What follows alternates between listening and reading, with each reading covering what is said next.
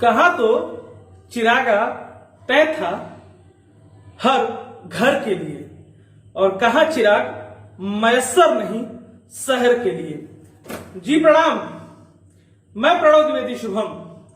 और दुष्यंत साहब की अपत्तियां उन हुक्मरानों के ऊपर फिट बैठती हैं जिन्होंने वादा किया था कि युवाओं को करोड़ों नौकरियां दी जाएंगी, लेकिन वो नौकरियां हैं कहां? बेरोजगारी, जी हां, बेरोजगारी वो शब्द जिसको पिछले एक दशक में सबसे ज्यादा बार सुना है हमने, और उस पे सरकारें कितनी तत्पर हैं, तैयार हैं और कितनी सजग हैं रोजगार को लेकर, वो हाल हम सबके सामने है। लेकिन देर ही सही हम जागृत हुए हैं। याद करिए कि हमसे और आपसे कितने वादे हुए थे इस रोजगार को लेके, और करोड़ों का रोजगार का वादा करने वाले लोग करोड़ों का फार्म भरवाकर आज किसी का रिजल्ट इंतजार में है तो किसी की पूरी प्रक्रिया इंतजार में है। याद करिए कि कभी ग्राम सभा से लगाए और लोकसभा के वोट तक की काउंटिंग में, उसके परिणामों में कभी विलंब हुआ है? एक आध अपवाद होंगे, और यहां हर परीक्षा की प्रक्रिया पूर्ण करने में एक आध अपवाद है जिनका रिजल्ट समय से आ जाए, जो पूरी प्रक्रिया समय से हो जाए, बाकी सब लेट लतीफ चल रहा है। सिर्फ चुनाव सही से हो जा रहा है और बाकी परीक्षाओं में धांधली, ये सरकार धांधलियां नहीं रोक पा रही है। SSC, CGL, railway, RRB board के भर्तियां हर केंद्र से लगाए राज्य तक में,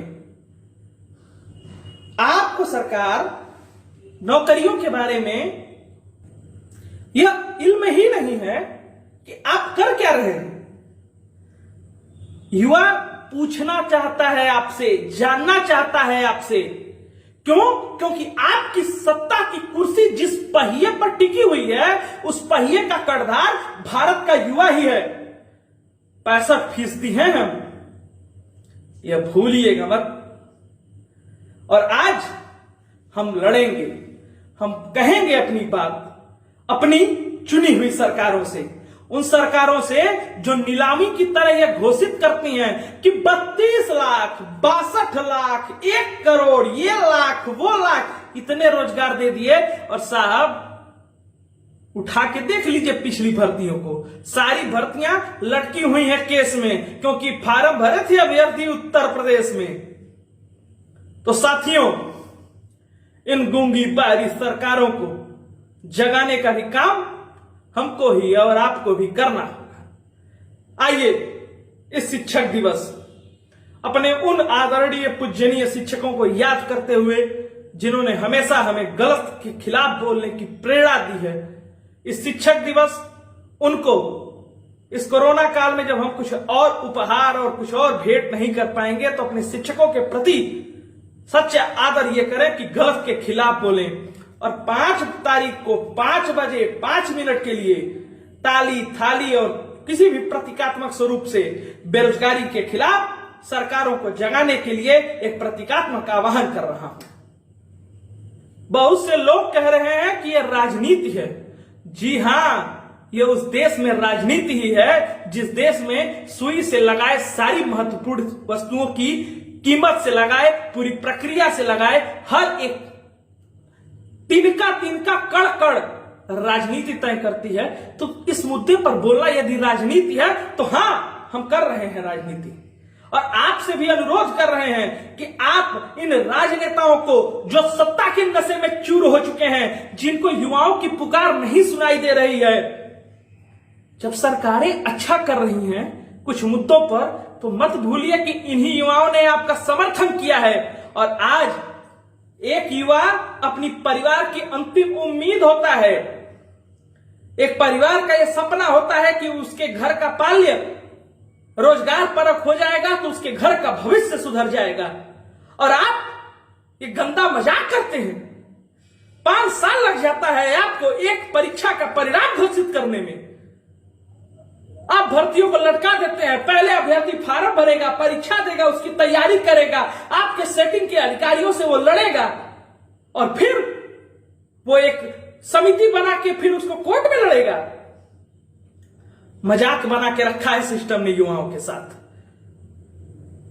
मैं युवाओं का दर्द समझता हूं। मेरे साथ के लोग पीड़ित हैं, उनके दर्द में भागीदार बन रहा हूं। सरकार से मैं सवाल पूछ रहा हूं। 5 तारीख को 5 बजे 5 मिनट के लिए मैं आपसे भी अनुरोध कर रहा हूं। तिनके तिनके से भरेगा यह समुद्र।